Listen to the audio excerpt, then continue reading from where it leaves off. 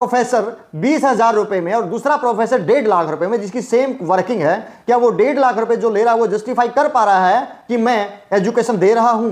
और क्या जो टेंडर पे, ठेके पे भर्ती किए गए हैं वो प्रोफेसर सही एजुकेशन दे पा रहे हैं, सही क्लासेस लगा पा रहे हैं, टाइम पे क्लास में जाते हैं, टाइम से क्लास में आते हैं, और क्या उनकी क्वालिफिकेशन या उनके पढ़ाने का तरीका बच्चों को समझ में आता है?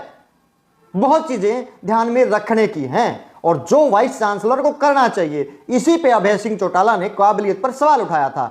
वहां पर रिजल्ट नहीं आ रहे हैं, यूनिवर्सिटी के अंदर रिजल्ट नहीं है, पढ़ाई नहीं है, राजनीति है, केवल केवल केवल प्योर राजनीति और शोषण।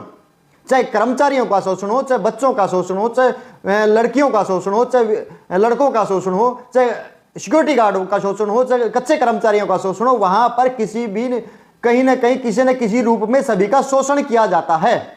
और ये मैं खुद अनुभव से बता रहा हूं। यदि बात करते हैं, कोई ये कहेगा कि चौधरी रणवीर सिंह में भाई इनका फुडीज थी, कॉन्ट्रैक्टर था, जिस वजह से ये कह रहा है कॉन्ट्रैक्टर था, इसी वजह से ये बातें बता पाता हूं।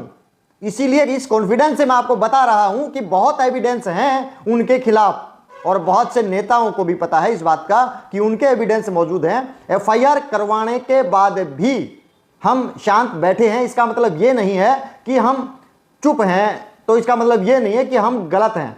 इसका मतलब ये है कि हम ये चाहते हैं कि शांति बनी रहे, एक पर्दा बना रहे। और जो लोग मेरे को जानते हैं, समझते हैं, वो ये चीज समझ सकते हैं कि जो बातें आपको बता रहा हूं वो 100% सत्य हैं। जिसे मानना है माने, नहीं मानना जांच करवा लो, ओपन जांच करवा लो, जिसके अंदर यूनिवर्सिटी का कोई अधिकारी मौजूद ना हो, जींद का कोई भी जिसका संबंध यूनिवर्सिटी के किसी कर्मचारी से ना हो। आज एसपी साहब ने, कल ही एसपी साहब ने जांच के आदेश दिए हैं। उस जांच में कौन लोग हैं? वहीं उस चौकी की इंचार्ज। क्या बात कर रहे हो? न्याय मिलेगा क्या? बाहर के एसपी, डीआईजी और किसी बड़े अधिकारियों से जांच करवाओ एसपी साहब। वाइस चांसलर इतनी बड़ी पोस्ट होती है कि आप लोग भी उनके दबाव में कई बार आ जाते हो। ये नहीं कहता कि आप आए हुए हो, लेकिन आ जाते हैं अधिकारी, आते ही हैं।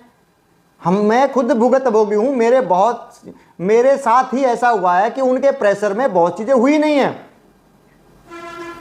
और जो मुझे जानते हैं, जिनको पता है फुडीज का केस चल रहा है कोर्ट के अंदर, इसीलिए मैं ज्यादा बातें बोल नहीं रहा हूं। आप लोगों को जो मैंने ये बताई बात, उससे आपको साफ समझ में आ जाएगा कि यूनिवर्सिटी की ज्यादा जानकारी होने के नाते ही मैं बोल पा रहा हूं।